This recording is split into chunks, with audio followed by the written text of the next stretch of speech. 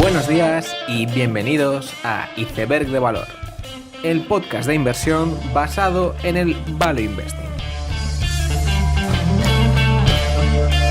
Buenos días chicos, bienvenidos al podcast, bienvenidos a Iceberg de Valor. Este es el 7º episodio y hoy, que ya era deuda, os quería hablar de un poco el análisis de los informes trimestrales de fondos y también un poco comentar informes mensuales.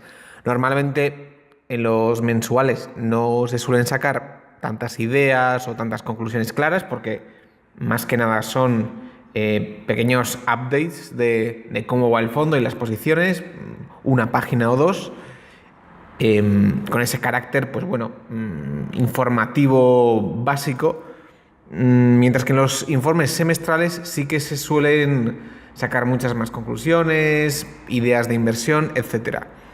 Voy a hablar un poco de AZ Valor y Numantia particularmente y tocaremos por encima True Value y Valentum y espero que os sirva y un poco en forma de resumen y como forma de generar nuevas ideas.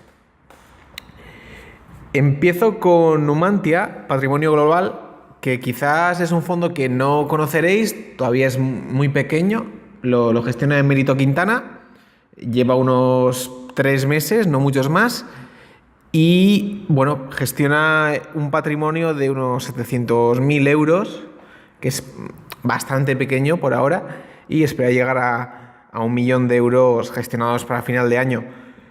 En este caso no muestra cartas mensuales, lo que de alguna forma intenta dar un aire o una visión a plazo a los copropietarios de este fondo.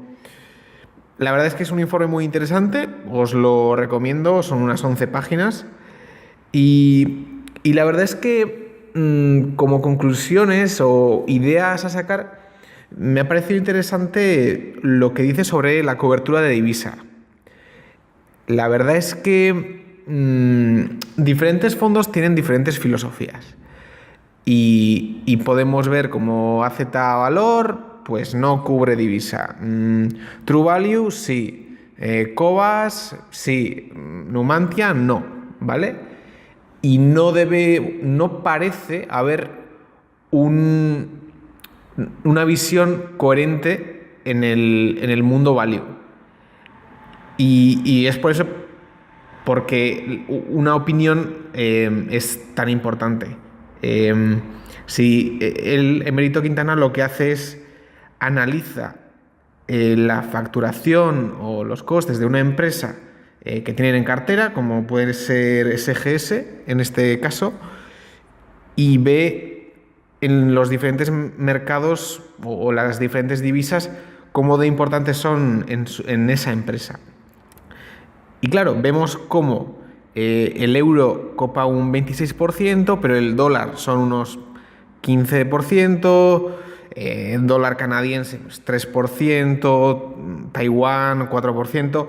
Es decir, la distribución interna de una acción que cotiza en euros puede ser muy diferente.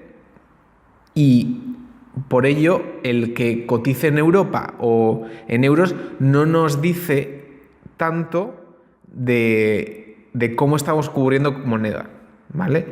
Es verdad que si de repente el euro sube mucho o baja mucho, lo primero que quedará afectado es la acción o es el patrimonio, pero las ventas de esa empresa también se espera que en ese corto plazo también fluctúen de la misma manera. Y por eso me ha parecido tan interesante como argumento en contra de la cobertura de divisas. Y por otro lado, además de esta complejidad interna de las empresas, hay que tener en cuenta que la propia empresa seguramente está haciendo coberturas que nosotros no sabemos. Entonces, otro argumento más para, desconfiar de esas coberturas. En general, yo a nivel personal de inversor no suelo hacer coberturas por ser una complejidad más, es una operación que tienes que hacer Es una operación que tienes que costear, porque, bueno, pues ese 0,2% o lo que sea, hay que pagarlo. Y como bien comenta Emérito, pues no está claro que lo hagamos bien o mal, ¿vale? Entonces, lo que siempre se suele decir es que si tienes una visión a largo plazo, realmente esas fluctuaciones de moneda te van a favorecer en un momento, en otro momento no, y al final te va a dar igual. Esa es un poco una perspectiva value clara. A este respecto, si oís a Paramés ahora, la verdad es que él sí que cubre moneda. Y la verdad es que no sé hasta qué punto su argumento me parece potente. O sea, él dice que históricamente el par euro-dólar se ha mantenido a 1,2. Digamos como que hay una especie de imán que atrae a ese par de divisas en torno a un valor que está pues apreciando el euro un poco más.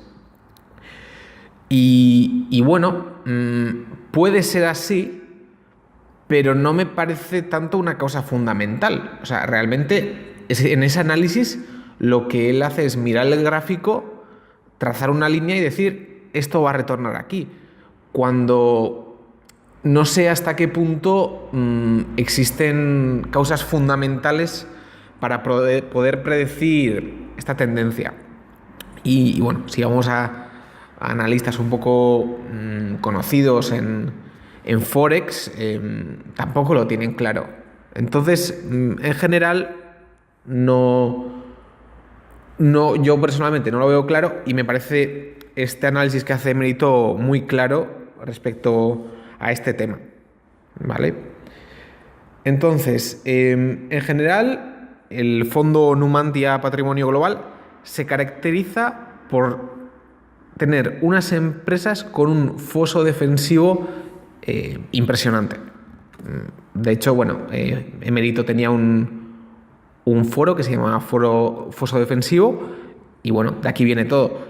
Como conoceréis, foso defensivo es lo que Warren Buffett llama esas ventajas competitivas de una empresa que son difícilmente atacables, ¿vale?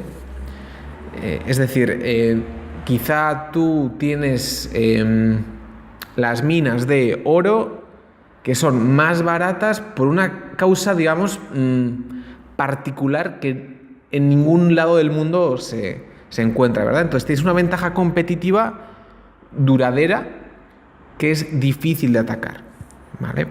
Hay muchos tipos de ventajas competitivas, muchos diferentes fosos o moats, y la verdad es que hay, bueno, muchos libros sobre ellos, si queréis leerlos. Por otro lado, me ha parecido muy interesante también el análisis que se hace y que ya es un análisis bastante habitual para MES, etcétera, de empresas familiares.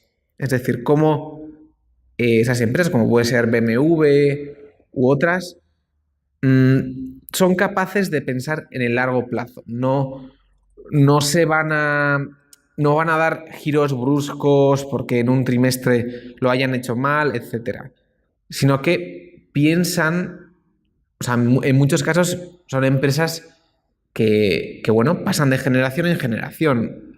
Y claro, si tú recibes una empresa que han tenido 4 antepasados, tú quieres mirar por tu propio bien, pero claro, también quieres seguir pasando esa empresa a tus descendientes, bueno, pues mejor de cómo la cogiste, ¿no? Y bueno, te ahorras toda esa incertidumbre de esos directivos que realmente están ahí porque quieren enriquecerse, etcétera, ¿vale? Y junto a ello, en el informe se muestran varias gráficas de cómo cuando el propietario digamos, el fundador de la empresa es un propietario notable de las acciones, eso afecta positivamente al retorno de la acción. En general, como hemos dicho, Si tú tienes skin in the game, o sea, si tu, digamos, ganancia o pérdida depende de lo que haga la acción, vas a andar con mucho ojo. Por otro lado, el fondo, la verdad es que lleva unos 3 meses o 4 en actividad. Es difícil sacar conclusiones claras todavía.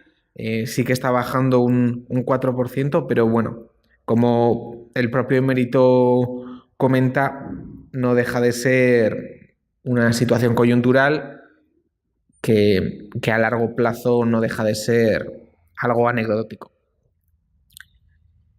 Si veis las empresas que forman su cartera, la verdad es que conocemos a bastantes.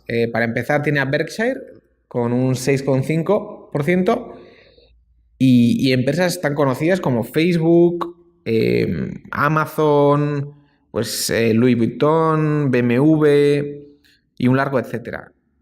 Como hemos mencionado, al final son empresas muy, muy establecidas y difícilmente atacables. Mm, en cuanto a a esta cartera, destacar por un lado las empresas del mundo de la salud, como pueden ser Roche, Sanofi, Fresenius, que esta en concreto tiene la clínica Quirón aquí y un poco persigue la idea de que la población va a envejecer. Eso es un hecho real, un hecho fundamental que, según todas las predicciones, se va a dar. Y por lo tanto, todas las empresas que puedan aprovechar eso siempre serán muy interesantes. Por otro lado, una ventaja competitiva muy importante la tienen las marcas de lujo. Es decir, esas marcas aspiracionales. Los ricos no dejaron de comprar Ferraris porque hubo una crisis. De hecho, probablemente la venta de Ferraris aumentó. Al final, todas esas marcas aspiracionales que tú, digamos, admiras, digamos que tienen un foso bastante profundo en cuanto a que siempre van a estar ahí. Es decir, un Ferrari ha sido la marca de lujo por excelencia ahora, hace 10 años y hace 30. Y la verdad es que es muy difícil conseguir todo ese trabajo, todos esos años de padres a hijos, de todas esas leyendas que han conducido un Ferrari o todos esos acontecimientos históricos, ya eso está ahí y es difícilmente replicable. Tú imagínate una marca de coches que empieza desde cero y tiene que replicar eso. Es realmente difícil. Y se podría decir que Tesla ha conseguido bastante en ese sentido el poder ser una marca aspiracional. Pero Tesla es la excepción, es la primera marca de coches que se crea en 50 años en Estados Unidos. Entonces, no deja de ser este segmento de lujo, este segmento aspiracional, una parte del mercado realmente interesante y donde Emérito selecciona pues Louis Vuitton, Moet Hennessy, que tiene muchísimas marcas como Louis Vuitton, Moet Chandon, Loewe, etc. También tiene a Victoria's Secret, etc. Luego, me parece que sí que se analiza bastante claramente a Volkswagen en el informe que muestra. Él no invierte directamente en Volkswagen, sino que invierte en Porsche Automobile Holding, ese que es propietaria de Volkswagen, etcétera, y cotiza a un descuento, con lo que ya, bueno, tienes ese margen de seguridad añadido respecto a las acciones ordinarias de Volkswagen.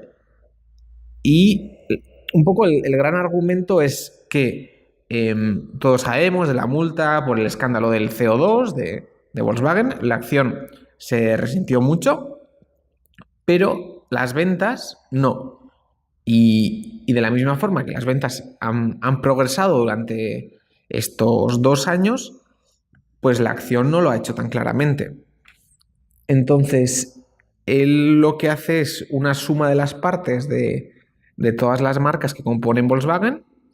Entonces, la división la hace en 3 grupos, que son las marcas para todos los usuarios, como pueden ser Volkswagen, Audi, Seat y Skoda. Luego, por otro lado, están las marcas de lujo, esas marcas aspiracionales, como pueden ser Bentley, Bugatti, Lamborghini y Porsche. Y bueno, luego están las demás marcas, como pueden ser Ducati, Scania, MAN, etcétera, que quizás tampoco tienen tanto interés. Y lo que me ha parecido muy interesante es el análisis de Porsche. Es decir, Porsche es una compañía que tiene 3,9 billones de beneficio operativo y que bueno, es quiero decir, es la marca de coches más rentable del mundo, con unos márgenes de beneficio de 17%. Y la verdad es que, digamos, se encuentra enterrado, ¿no?, ahí en la marca Volkswagen, pero tiene mucho valor. Entonces, él lo que hace es aplicar un múltiplo de 10 a estos 3,9 billones que te colocas en 39. Luego, bueno, pues Bentley, Lamborghini y Bugatti también les aplica un múltiplo estilo Ferrari. Ferrari está en 25, les aplica uno de 20. Y luego a todos los demás, como son Volkswagen, Audi, Seat, a los beneficios les aplica un múltiplo de 5 veces. Y al final, pues en su valoración se planta en unos 100 millones de euros de valoración, que es casi el doble de lo que tiene de capitalización bursátil. Por lo tanto, bueno, tiene esa capacidad de duplicar el valor. Eso, Volkswagen, que me ha parecido muy interesante. Por otro lado, estudia Brembo, que son frenos de coche, por si habéis visto en coches de lujo como Ferraris, etc.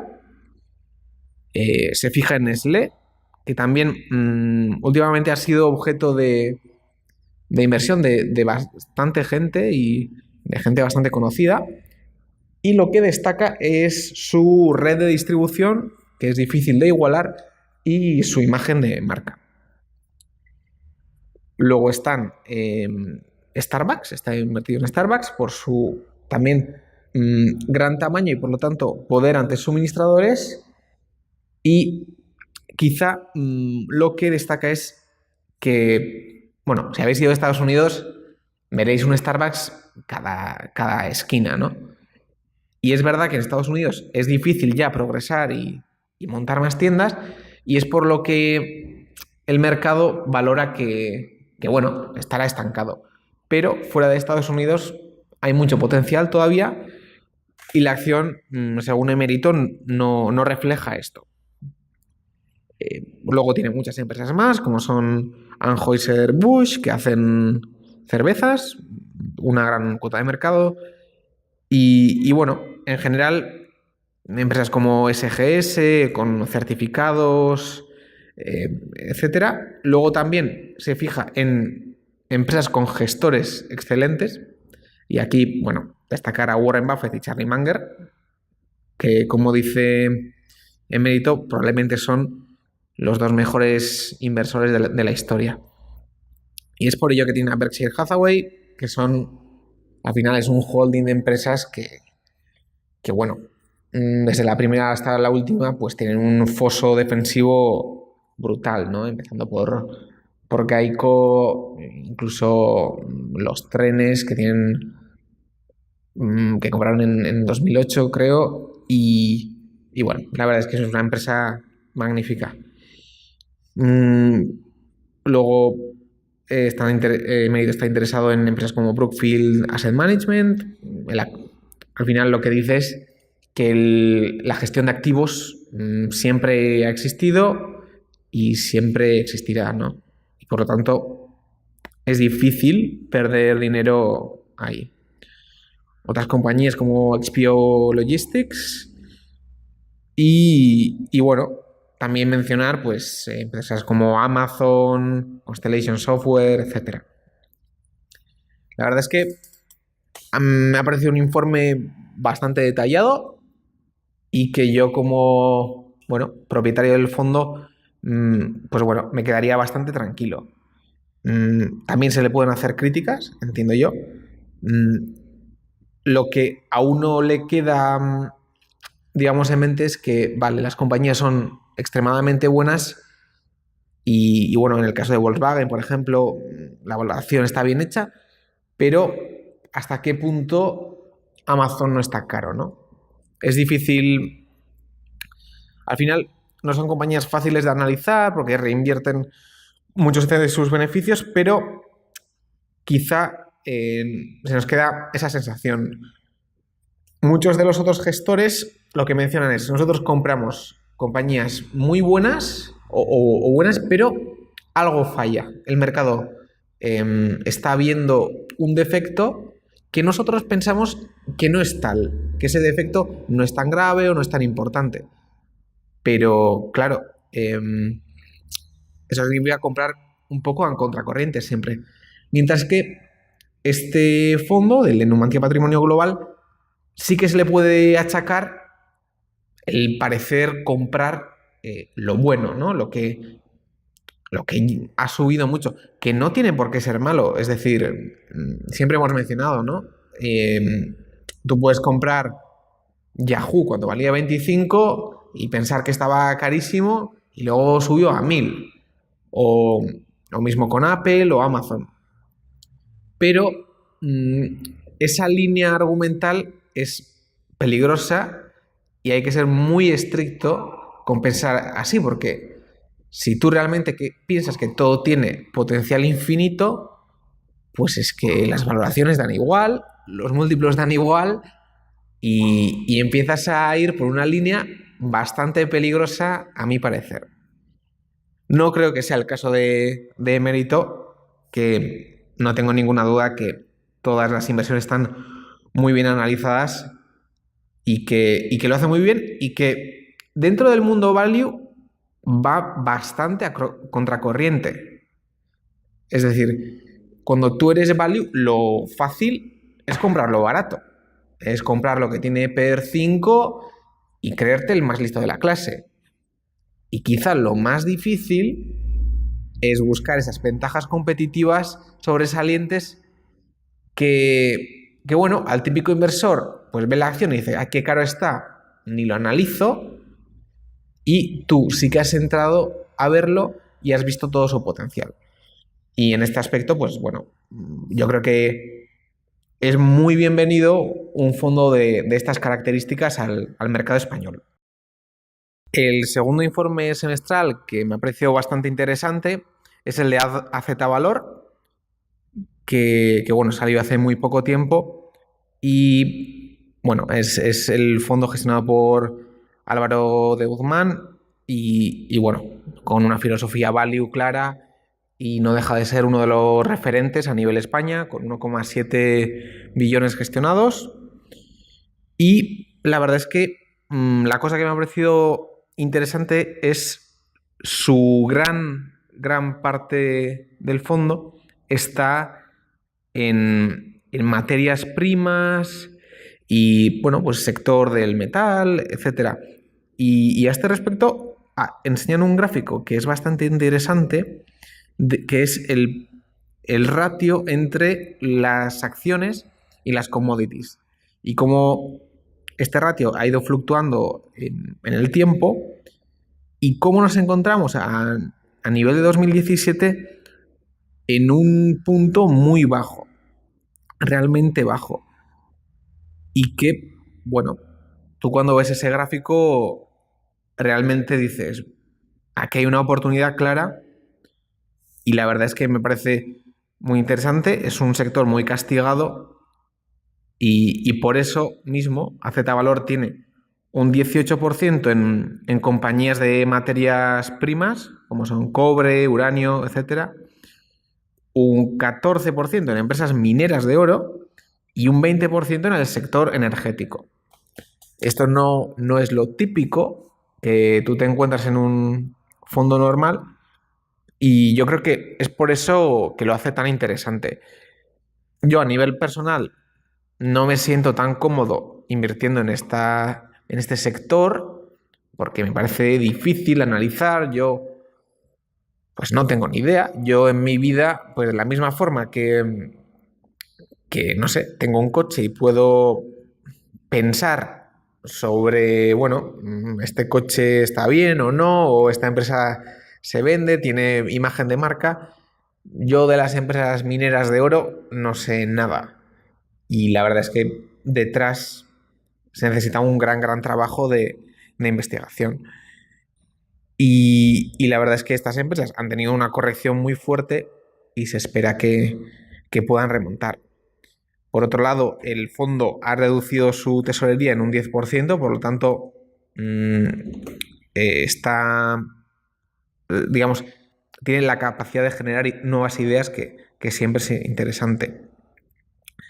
El análisis, por ejemplo, de Grupo México que hacen es también muy bueno porque dicen, Grupo México tiene minas de cobre que son de bajo coste y, por ejemplo, el coche eléctrico va a tener 4 veces más cobre que el coche de combustión interna.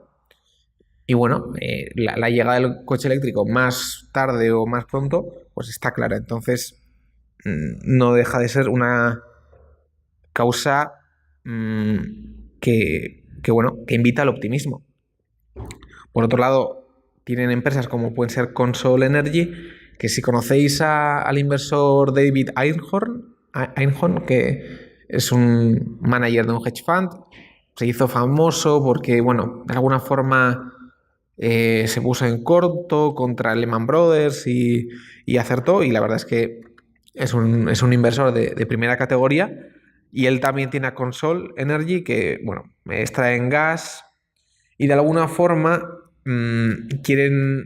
AZ Valor va en contra de todo lo que es el fracking, porque si bien ha supuesto una revolución clara para Estados Unidos de pasar a ser importador, a exportar gas y petróleo, los propietarios o los accionistas de todas estas instalaciones de fracking no están haciendo tanto dinero o están en serias dificultades. Entonces están continuamente yendo a ampliaciones de capital que al final este ciclo va a terminar por parar y más aún con subidas de tipos de interés, que al final ese dinero barato es lo que, digamos, alienta este tipo de inversiones y ampliación de capital. Entonces, el poder ser propietario de empresas como Consol, que pueden extraer gas a muy bajo coste, pues bueno, se aprovecha de que esa situación dé la vuelta. Y la verdad es que su portfolio, digamos, el portfolio de AZ Valor, se encuentran empresas de este tipo, ¿no? Como Tullow Oil, etcétera. Empresas que para mí o para el inversor normal no son fáciles de analizar, pero como ellos dicen, se encuentran en mínimos de 40 años y no tengo duda de que tienen un gran potencial. Riesgos, pues bueno, siempre existen y me ha parecido muy interesante la reflexión que se hace de los riesgos, que es si hubiera una recesión, estas acciones bajarían. Probablemente menos que los índices porque ya ahora mismo están bastante castigados. Y si esto pasara, según Álvaro, pues AZ compraría más.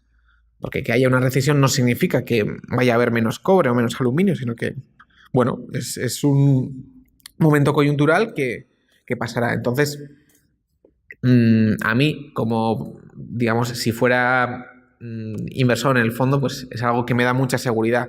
Es decir, invierto en esto y si baja, pues compro más, ¿vale? En general, eso está muy bien y es lo que se escucha a Buffett y a mucha gente y me parece que es una cosa muy interesante, pero hay que tener mucho cuidado cuando tú eres un principiante o no sabes mucho de bolsa, porque de la misma forma que Álvaro Guzmán dice, vale, estas minas de oro valen mucho o valen más de lo que refleja la acción. Y el análisis que hace él es profundo y bueno, mira cómo el oro históricamente ha sido un activo que siempre se ha utilizado como moneda, etcétera, y ve unas causas fundamentales extremadamente fuertes, lo que hace que cuando baje 40% no le tiemble la mano. El peligro para el inversor principiante es invertir de forma más, bueno, menos, con una investigación mucho más superficial y ver que su acción baja un 50% y decir, bueno, pues yo como Buffett o yo como Álvaro Guzmán o Paramés, yo baja, compro más y sigo.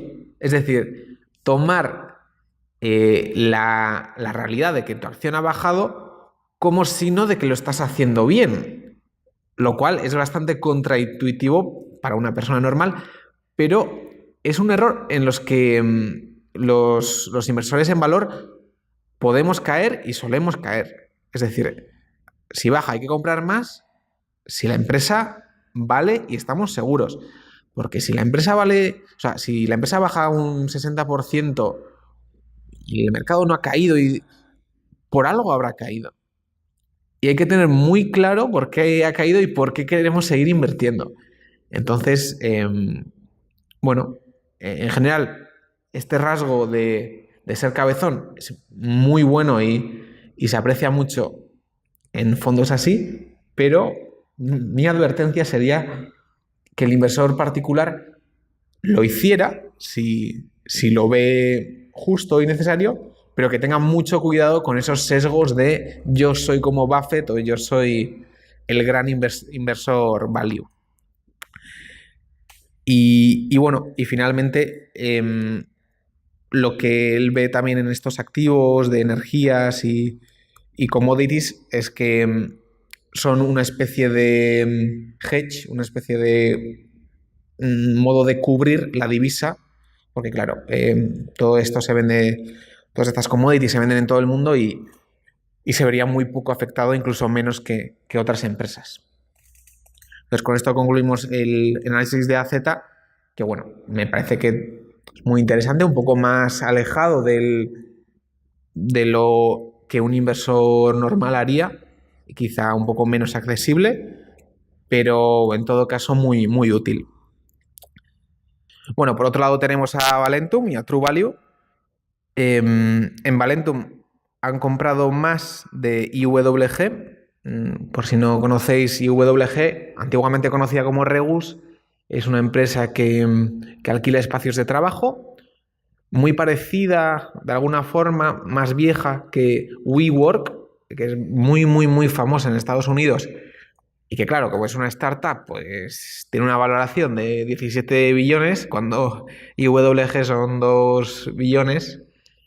Y bueno, lo normal es que WeWork se la pegara y que IWG fuera muy, muy bien en el futuro. Pues bueno, no deja de ser uno de los baluartes de Valentum. También invierte en Facebook, en Gamesa también. Y bueno, también destacar de Gym Group, que justo esta semana ha salido en el Confidencial un artículo muy interesante que hacía un pequeño análisis de la inversión de Valentum en Gym ¿vale? Que son una especie de gimnasios muy, muy grandes, que son también low cost y que, bueno, dejaré colgada el análisis en la descripción y me ha parecido realmente interesante. En el informe se hace un pequeño análisis de BPI, que es un banco portugués en muy buen estado y bueno, que está barato. Yo personalmente en bancos pues ni los miro porque yo como ingeniero de bancos sé muy poco y no me atrevo, pero bueno, no deja de ser un análisis del que se puede aprender mucho, como siempre. Por otro lado, en True Value también un informe muy, muy escueto, muy breve, informativo. Han bajado la posición de Humanis de un 8%, que solía estar a un 3,4%. Siguen Boyd, Silicon, MTI, digamos, las típicas empresas de True Value. Y respecto a esto, comentar que Alejandro ha colgado un vídeo del análisis de MTI Foods en YouTube. Es un análisis de 1 hora y cuarto que como siempre, Alejandro, siempre que suele colgar algo, me parece que a todo inversor principiante le ayuda un montón y que te da una idea de cómo invierte un gestor profesional. MTI Foods no deja de ser una empresa de royalties, de comida rápida, y recomiendo a todo el mundo que tenga pues esa hora el poder ver el vídeo y sacar conclusiones propias. Y con esto quiero también dar una idea sobre todos los fondos y todas las inversiones que hemos comentado, y es que siempre que tú lees algo o tú ves un vídeo, las cosas suelen sonar bastante bien. Al final, si el analista es bueno, pues siempre te va a dar los pros y los contras, sin duda alguna, pero siempre te los va a dar de una forma que suena muy bien porque por algo ha invertido. Y contra esto un poco querría hacer énfasis porque realmente el que invierte eres tú y es tu dinero, y cuando la acción baje un 20%, para mes no te va a llamar y va a decir qué pasa. Nadie va a acudir a tu rescate y al final estás tú ante el mundo, y que por eso es importante que entres porque tú te creas la película. Y si, bueno, pues un gran inversor invierte en algo y tú no lo entiendes y no te gusta, pues bueno, pues igual luego sube. No, nadie lo niega, pero tú has aplicado tu filtro y digamos, estás seguro con ese filtro. A mí personalmente, Alejandro subió el análisis de Humanis, una empresa que ha multiplicado por 5 en 6 meses, y yo no invertí. Y bueno, es una empresa que ponía informes en francés, y bueno, el idioma de alguna forma me limitaban. No es un negocio tan fácil como puede ser Boyd, etcétera, y yo no invertí. Y bueno, podría haber multiplicado por 5, sí, pero es que mi filtro no entraba. Y entonces, bueno, creo que ese escepticismo sano es lo que hay que intentar promover, porque si bien te puedes perder la fiesta, también te evitas muchos chascos y muchas pérdidas de tu patrimonio. Y con esta conclusión y un poco con todo el análisis que hemos hecho de los fondos, despedimos el podcast. Espero que os suscribáis tanto en iVoox como en YouTube, que también colgamos todos los análisis que hacemos en YouTube, y creo que puede ayudar. Y con esto terminamos. Nos vemos en el siguiente episodio.